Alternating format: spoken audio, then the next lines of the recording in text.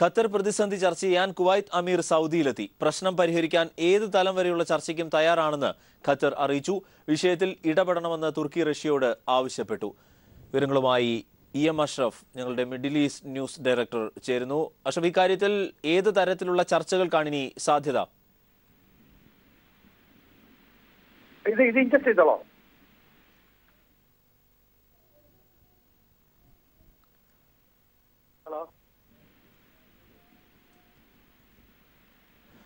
Qatar പ്രതിസന്ധി ചർച്ച ചെയ്യാൻ കുവൈത്ത് അമീർ സൗദിയിലെത്തി. പ്രശ്നം പരിഹരിക്കാൻ ഏത് തലം വരെയുള്ള ചർച്ചയ്ക്കും തയ്യാറാണെന്ന് ഖത്തർ അറിയിച്ചു. വിഷയത്തിൽ ഇടപെടണമെന്ന് തുർക്കി റഷ്യയോട് ആവശ്യപ്പെടുകയും ചെയ്തു. ഞങ്ങളുടെ middle east news director Ashraf ചേരുന്നു. അഷ്റഫ്, ഇക്കാര്യത്തിൽ എന്ത് തുടർ ചർച്ചകൾക്കാണ് നിലവിൽ സാധ്യത?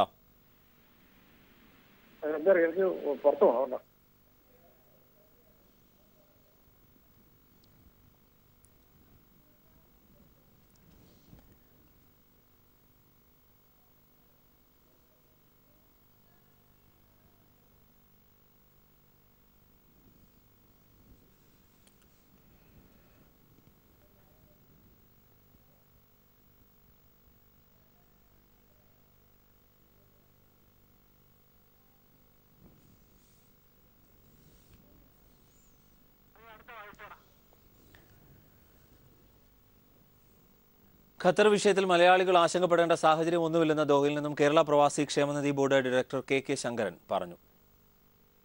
ഇവിടെ അത്തരത്തിൽ ജനങ്ങളെ ബാധിക്കുന്ന രീതിയിലേക്ക് അത്തരം കാര്യങ്ങൾ പോയിട്ടില്ല. അതിനൊക്കെ എല്ലാ സംവിധാനങ്ങളും ഇവിടെ തന്നെ ഭരണകൂടം ഉണ്ടാക്കിയിട്ടുണ്ട്. ഒരു പാനിക് സിറ്റുവേഷനും ഖത്തറിനെ സംബന്ധിച്ചോളം ഇവിടെ ഇല്ല എന്നുള്ളത് ആണ് വസ്തുത.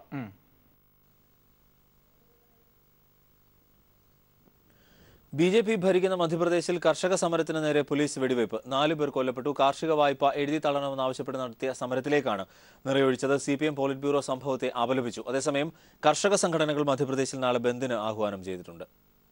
കാർഷിക കടങ്ങൾ എഴുതിത്തള്ളുക, പച്ചക്കറി പഴവർഗ്ഗങ്ങളുടെ സംഭരണ വില വർദ്ധിപ്പിക്കുക തുടങ്ങിയ ആവശ്യങ്ങൾ ഉന്നയിച്ച് സമരം നടത്തിവന്ന കർഷകർക്ക് നേരെയാണ് പോലീസ് വെടിയുതിർത്തത്. മധ്യപ്രദേശിലെ മന്ദ്സൗറിലാണ് പോലീസ് അതിക്രമം.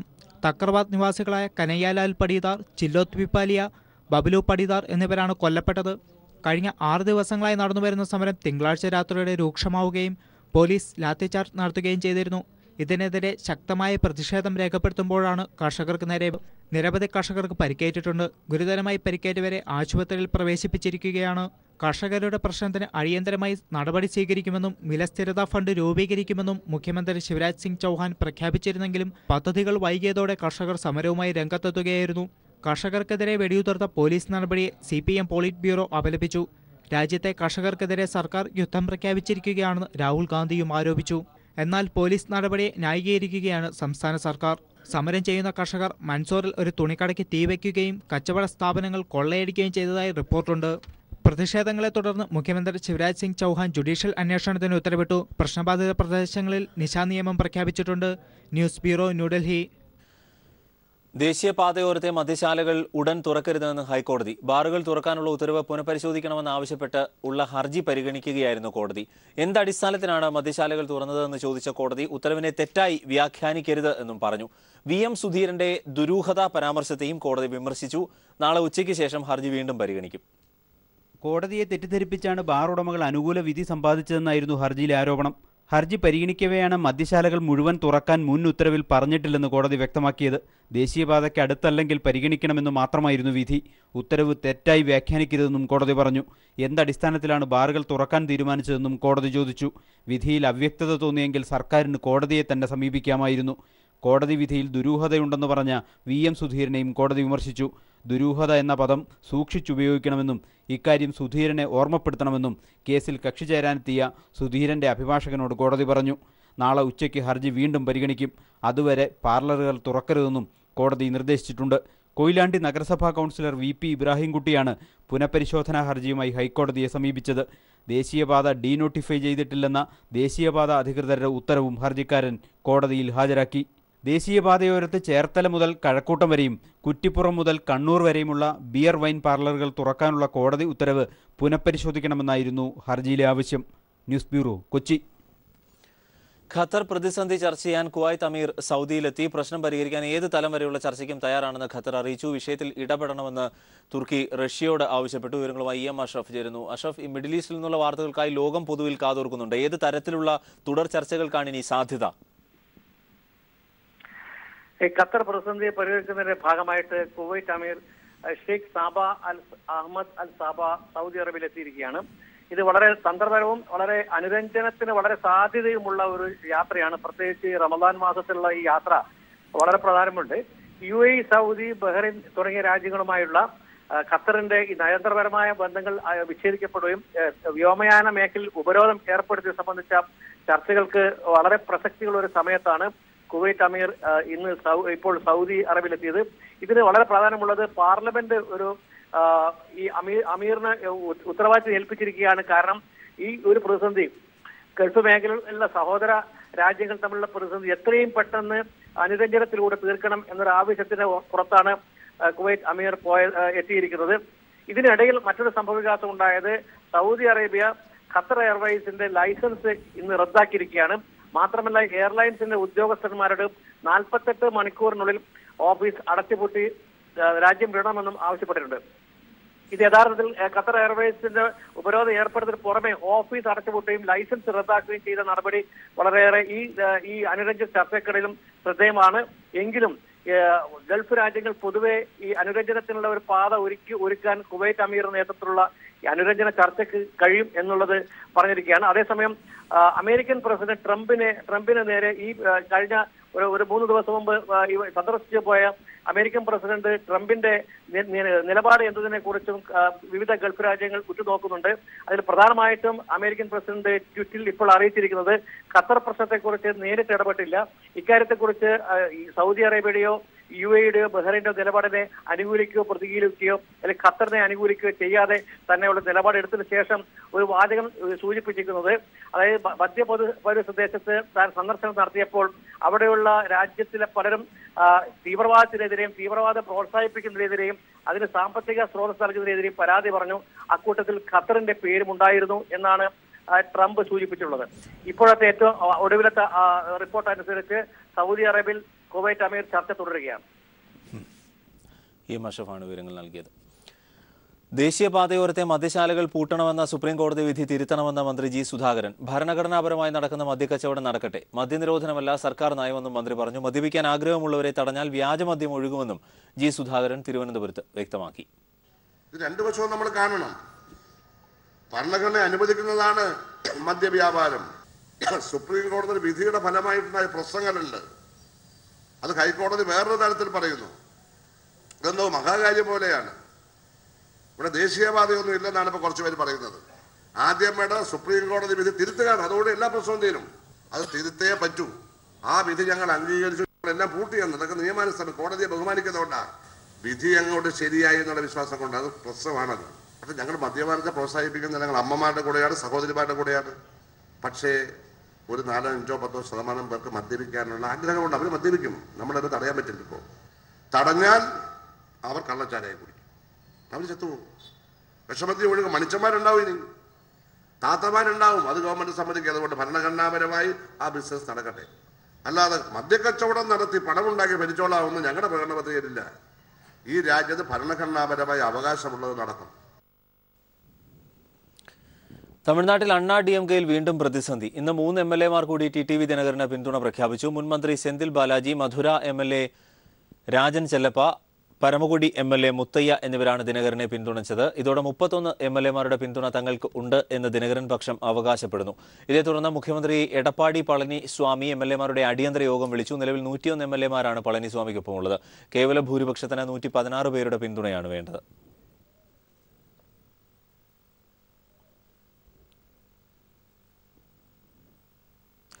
സിനിമാ ടിക്കറ്റിന്മേൽ GSTയും വിനോദ നികുതിയും ഒരുമിച്ച് ഈടാക്കില്ലെന്ന് ധനമന്ത്രി തോമസ് ഐസക്. GST നിലവിൽ വരുന്ന സാഹചര്യത്തിൽ തദ്ദേശ സ്ഥാപനങ്ങൾ പിരിക്കുന്ന വിനോദ നികുതി ഒഴിവാക്കും. തദ്ദേശ സ്ഥാപനങ്ങൾക്കുണ്ടാവുന്ന നഷ്ടം സർക്കാർ നികത്തുമെന്നും മന്ത്രി പറഞ്ഞു. സിനിമാ പ്രവർത്തകരുമായി നടത്തിയ ചർച്ചയിലാണ് ധനമന്ത്രി ഇക്കാര്യം വ്യക്തമാക്കിയത്. ചരക്കുസേവന നികുതി നിലവിൽ വരുമ്പോൾ ചലച്ചിത്ര മേഖലയ്ക്കുണ്ടാകുന്ന അധിക ബാധ്യത ഒഴിവാക്കണമെന്നാവശ്യപ്പെട്ട് ഇന്നസെന്റ് എംപിയുടെ നേതൃത്വത്തിലാണ് സിനിമാ പ്രവർത്തകർ ധനമന്ത്രി തോമസ് ഐസക്കിനെ കണ്ടത്. സിനിമാ ടിക്കറ്റിന്മേൽ നിലവിൽ തദ്ദേശ സ്ഥാപനങ്ങൾ ഈടാക്കുന്ന വിനോദ നികുതി ഒഴിവാക്കണമെന്നായിരുന്നു പ്രധാന ആവശ്യം. NDTV മേധാവികളായ പ്രണോയ് റോയ്, പത്നി രാധിക റോയ് എന്നിവരുടെ ഓഫീസുകളിലും വീടുകളിലും നടത്തിയ CBI റെയ്ഡ് നരേന്ദ്രമോദി സർക്കാരിനെ വിമർശിക്കുന്നവരെ ഭയപ്പെടുത്താനും അടിച്ചമർത്താനും ഉദ്ദേശിച്ചുള്ളതാണ് എന്ന് മുഖ്യമന്ത്രി പിണറായി വിജയൻ. അന്വേഷണ ഏജൻസികളായ എൻഫോഴ്സ്മെന്റ് ഡയറക്ടറേറ്റിനെയും CBIയെയും കേന്ദ്ര സർക്കാർ ഈ രാഷ്ട്രീയ പകപോക്കലിന് ഉപകരണമാക്കുകയാണ്. അടിയന്തരാവസ്ഥ നാളുകളെ ഓർമ്മിപ്പിക്കുന്നതാണ് മാധ്യമ സ്വാതന്ത്ര്യത്തിന് നേരെയുള്ള ഈ കടന്നാക്രമണമെന്നും മാധ്യമ സ്വാതന്ത്ര്യം വിലമതിക്കുന്ന എല്ലാവരും ഇതിനെതിരെ ശബ്ദമുയർത്തണമെന്നും മുഖ്യമന്ത്രിയുടെ പ്രസ്താവന.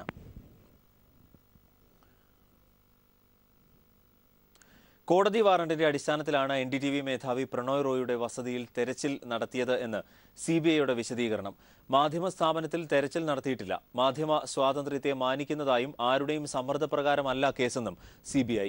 സ്വകാര്യ ബാങ്കിനെതിരായ കേസ് അന്വേഷിക്കാൻ അധികാരമുണ്ട്. പ്രണോയ് റോയിയും ഉദ്യോഗസ്ഥരും നടത്തിയ ഗൂഢാലോചനയുടെ ഭാഗമായി ICICI ബാങ്കിന് 48 കോടി രൂപ നഷ്ടമുണ്ടായതായാണ് പരാതിയെന്നും CBI അറിയിച്ചു. കഴക്കൂട്ടത്ത് നിന്ന് 10 ലക്ഷം രൂപ കവർന്നതടക്കം നിരവധി ATM കവർച്ചാ കേസുകളിലെ പ്രതി ചെങ്ങന്നൂർ സ്വദേശി സുരേഷ് കുമാറിനെ കേരള പോലീസ് ദില്ലിയിൽ നിന്നും അറസ്റ്റ് ചെയ്തു. പട്യാല ഹൌസ് കോടതിയിൽ ഹാജരാക്കിയ ഇയാളെ 4 ദിവസത്തേക്ക് പോലീസ് കസ്റ്റഡിയിൽ വിട്ടു. കവർച്ചാ സംഘത്തിൽ ദില്ലി പോലീസിലെ ഉദ്യോഗസ്ഥനുമുണ്ടെന്ന് ഇയാൾ പോലീസിനോട് പറഞ്ഞു. ആലപ്പുഴയിലെ ചെറിയനാട്ടും കരിയിലക്കുളങ്ങരയിലും നടന്ന ATM കവർച്ചാ കേസിലെ പ്രധാന പ്രതിയാണ് ചെങ്ങന്നൂർ സ്വദേശി സുരേഷ് കുമാർ. ദില്ലിയിൽ കുടുംബസമേതം വാടകയ്ക്ക് താമസിക്കുന്നുണ്ടെന്ന വിവരത്തിന്റെ അടിസ്ഥാനത്തിൽ നടത്തിയ അന്വേഷണത്തിലാണ് ഇയാൾ വലയിലായത്. Mararikulam CI Umesh Kumar, Kayamkulam CI K Sadan, Chengannur SI Sudhilal, SP-യുടെ പ്രത്യേക അന്വേഷണ സംഘാംഗങ്ങൾ എന്നിവർ ദില്ലിയിൽ ക്യാമ്പ് ചെയ്ത് നടത്തിയ അന്വേഷണത്തിനൊടുവിലാണ് ഉത്തം നഗറിലെ ആര്യസമാജം റോഡിലുള്ള വാടക വീട്ടിൽ നിന്നും പ്രതിയെ പിടികൂടിയത്. കൂട്ടുപ്രതികളായ ദില്ലി ആർക്കേപുരം ക്രൈംബ്രാഞ്ചിലെ ഹെഡ് കോൺസ്റ്റബിൾ അടക്കമുള്ള ഹരിയാന സ്വദേശികളായ 4 പേർക്കായി അന്വേഷണം ഊർജിതമാക്കി. മോഷണത്തിനായി ഉപയോഗിച്ച ഇന്നോവ കാറും പോലീസ് പിടികൂടിയിട്ടുണ്ട്. മോഷണത്തിന് ശേഷം പ്രതികൾ സഞ്ചരിച്ച കാറിന്റെ ദൃശ്യങ്ങൾ CCTV ക്യാമറയിൽ പതിഞ്ഞിരുന്നു. ഇതിന്റെ നമ്പർ പ്ലേറ്റ് വ്യാജമാണെന്ന് കണ്ടെത്തിയെങ്കിലും കാർ കേന്ദ്രീകരിച്ചുള്ള അന്വേഷണത്തിലാണ് പ്രതികളിലേക്ക് എത്തിയത്. പ്രതികളുമായി പോലീസ് നാളെ കേരളത്തിലേക്ക് തിരിക്കും. രാജ്കോട്ടിൽ നിന്ന് 20 ലക്ഷം രൂപയും കഴക്കൂട്ടത്ത് നിന്ന് 10 ലക്ഷം രൂപയും ചെങ്ങന്നൂരിൽ നിന്ന് 3.5 ലക്ഷം രൂപയുമാണ് സംഘം കവർന്നത്. 6 വർഷം മുമ്പ് ഇൻവെർട്ടറിന്റെ കച്ചവടവുമായി ബന്ധപ്പെട്ടാണ് സുരേഷ് കുമാർ ഹരിയാനയിലെത്തിയത്. അവിടെ വച്ചാണ് മേവാത്തിയിലെ മോഷണ സംഘവുമായി പരിചയത്തിലാകുന്നത്. News bureau, Delhi. ദില്ലിയിൽ ചേർന്ന കോൺഗ്രസ് പ്രവർത്തക സമിതി യോഗത്തിൽ രാഹുൽ ഗാന്ധിയുടെ അധ്യക്ഷ പദവി ചർച്ച ചെയ്തില്ല. UP ഉത്തരാഖണ്ഡ് തെരഞ്ഞെടുപ്പ് തോൽവിയിൽ നിന്നും പാഠം ഉൾക്കൊള്ളണമെന്നും പ്രവർത്തനം ശക്തമാക്കണമെന്ന കർശന നിർദ്ദേശവും നേതാക്കൾക്ക് സോണിയാഗാന്ധി നൽകി. സംഘടനാ തെരഞ്ഞെടുപ്പ് സമയബന്ധിതമായി പൂർത്തിയാക്കാൻ തീരുമാനമായി. 3 വർഷത്തെ മോദി ഭരണം ജനങ്ങൾക്ക് സമ്മാനിച്ചത് നിരാശയാണ് എന്നും യോഗം വിലയിരുത്തി. രാജ്യത്താകെ ഭയത്തിന്റെയും ആശങ്കയുടെയും അന്തരീക്ഷമാണെന്നും സർക്കാർ നയങ്ങൾക്ക് ഒത്താശ ചെയ്യാത്ത മാധ്യമങ്ങളുടെ വായടയ്ക്കാൻ ശ്രമമുണ്ടെന്നും പ്രവർത്തക സമിതി നേതാക്കൾ അഭിപ്രായപ്പെട്ടു.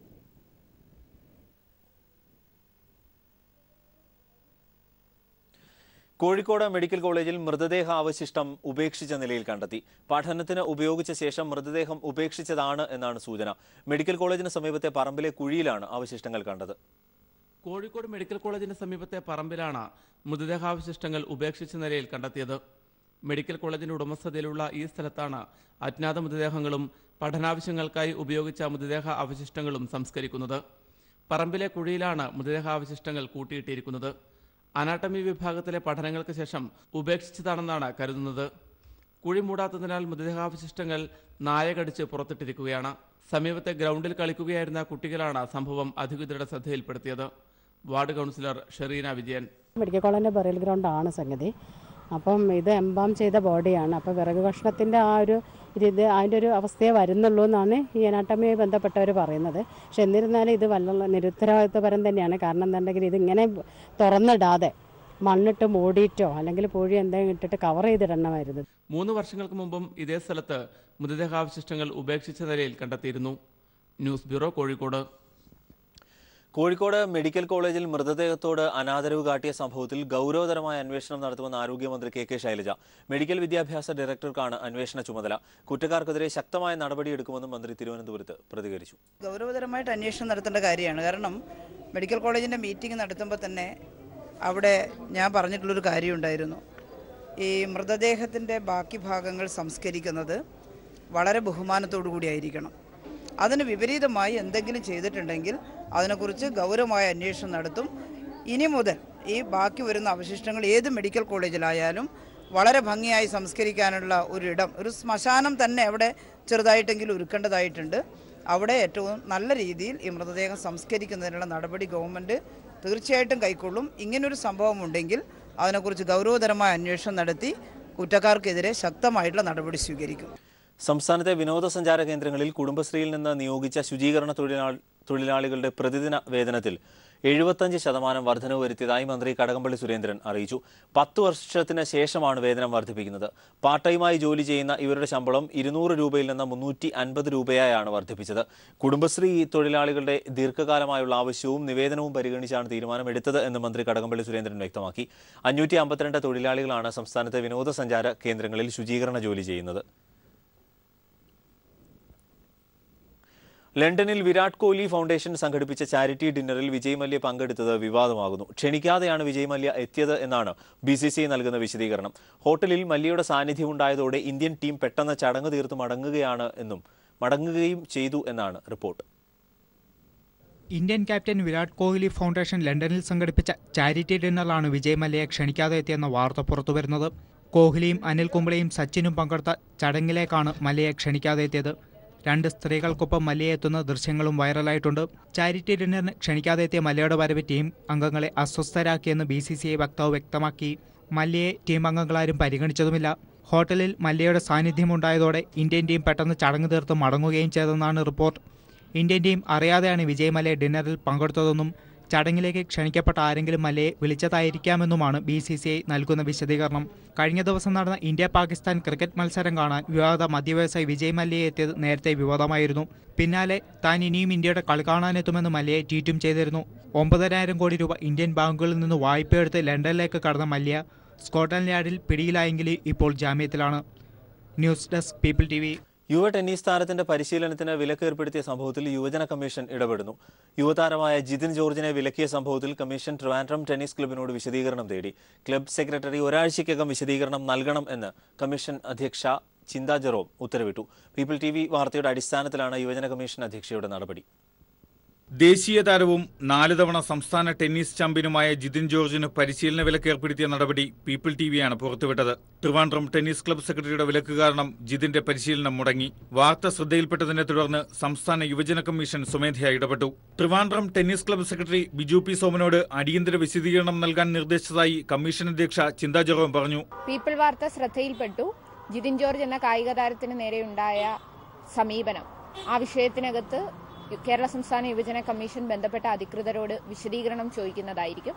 കേരളത്തിലെ കായിക താരങ്ങളുടെ മനോവീര്യം തകർക്കുന്ന ഇത്തരത്തിലുള്ള സമീപനങ്ങൾ മേലിൽ ആവർത്തിക്കാതിരിക്കാനുള്ള ഇടപെടി യുവജന കമ്മീഷന്റെ ഭാഗത്തു നിന്നും ഉണ്ടാകും. ക്ലബ്ബ് സെക്രട്ടറി ഒരാഴ്ചയ്ക്കകം വിശദീകരണം നൽകണമെന്നാണ് യുവജന കമ്മീഷൻ അധ്യക്ഷയുടെ ഉത്തരവ്. വിശദീകരണത്തിന്റെ അടിസ്ഥാനത്തിൽ യുവജന കമ്മീഷൻ തുടർ നടപടി സ്വീകരിക്കും. യുവതാരത്തിന്റെ മനോവീര്യം തകർക്കുന്ന രീതിയിലുള്ള നടപടി അംഗീകരിക്കാനാകില്ലെന്നും കമ്മീഷൻ അധ്യക്ഷ പീപ്പിൾ TVയോട് വ്യക്തമാക്കി. കഴിഞ്ഞ 15 വർഷത്തോളമായി ഗസ്റ്റ് വ്യവസ്ഥയിൽ പണമടച്ചാണ് ക്ലബ്ബിലെ കോർട്ടിൽ ജിതിൻ ടെന്നീസ് പരിശീലനം നടത്തുന്നത്. 500 രൂപ ഫീസ് അടയ്ക്കാൻ വൈകിയെന്നതായിരുന്നു വിലക്കിന് പറഞ്ഞ കാരണം. 2 മാസത്തിലധികമായി വിലക്ക് തുടരുന്നതിനാൽ ജിതിന്റെ പരിശീലനവും മുടങ്ങി. കളിക്കാർക്ക് പരിശീലനത്തിന് അവസരം നൽകണമെന്ന സർക്കാർ നിർദ്ദേശത്തിന് വിരുദ്ധമാണ് സെക്രട്ടറിയുടെ നടപടി. ഈ സാഹചര്യത്തിലാണ് പീപ്പിൾ വാർത്തയുടെ അടിസ്ഥാനത്തിൽ യുവജന കമ്മീഷൻ സ്വമേധയാ നടപടി സ്വീകരിച്ചത്. ശ്യാം ദേവരാജ്, തിരുവനന്തപുരം. ഹരിതമാർഗരേഖ പൂർണ്ണമായി നടപ്പാക്കിയാണ് മലപ്പുറത്തെ പള്ളികളിലെ നോമ്പുതുറകൾ. Plastic, disposable പ്ലേറ്റുകളും ഗ്ലാസുകളും നോമ്പുതുറ സദ്യകൾക്കില്ല. ദിനംപ്രതി ആയിരങ്ങളെത്തുന്ന മദീൻ ഗ്രാൻഡ് മസ്ജിദാണ് പ്ലാസ്റ്റിക് മുക്ത നോമ്പുതുറയിലെ മാതൃക. ദിവസേന 1000-ലേറെ പേർ മഅദിൻ ഗ്രാൻഡ് മസ്ജിദിൽ നോമ്പ് തുറക്കെത്താറുണ്ട്. റംസാൻ മുഴുവൻ ഈ സമൃദ്ധമായ ഇഫ്താർ ഇവിടെയുണ്ടാവും. ഹരിത മാർഗരേഖ നടപ്പാക്കണമെന്ന ജില്ലാ കലക്ടറുടെ നിർദ്ദേശത്തിന് ആദ്യ മാതൃകയായത് മഅദിൻ മസ്ജിദാണ്. പ്ലാസ്റ്റിക്, ഡിസ്പോസിബിൾ ഗ്ലാസുകളോ പ്ലേറ്റുകളോ മഅദിനിൽ കാണില്ല. പ്ലാസ്റ്റിക് മുക്ത നോമ്പ് തുറയാണ്. അഥവാ ഡിസ്പോസിബിൾ ഗ്ലാസുകളും ക്വാളിറ്റിയും ക്വാണ്ടിറ്റിയും കുറഞ്ഞിട്ടുള്ള ഉപകരണങ്ങൾ വസ്തുക്കളിൽ മാറ്റിക്കൊണ്ട് നേച്ചറായിട്ട് ഇരിക്കുന്ന കാര്യങ്ങൾ കൊണ്ടുവരിക എന്ന ഉദ്ദേശത്തോടു കൂടിയാണ് ഈ വർഷം ഞങ്ങൾ കൂടുതൽ ഫോക്കസ് ചെയ്തതും ശ്രദ്ധകൾ കേന്ദ്രീകരിച്ചതും. യാത്രക്കാർ, ഉദ്യോഗസ്ഥർ, സമീപത്തെ ഹോസ്പിറ്റലിലെ രോഗികളും കൂട്ടിരിപ്പുകാരും തുടങ്ങി നോമ്പുകാലത്ത് മലപ്പുറത്തെത്തുന്നവർക്കെല്ലാം മഅദിനിൽ അത്താഴവും നോമ്പുതുറയുമുണ്ട്. News bureau, Malappuram.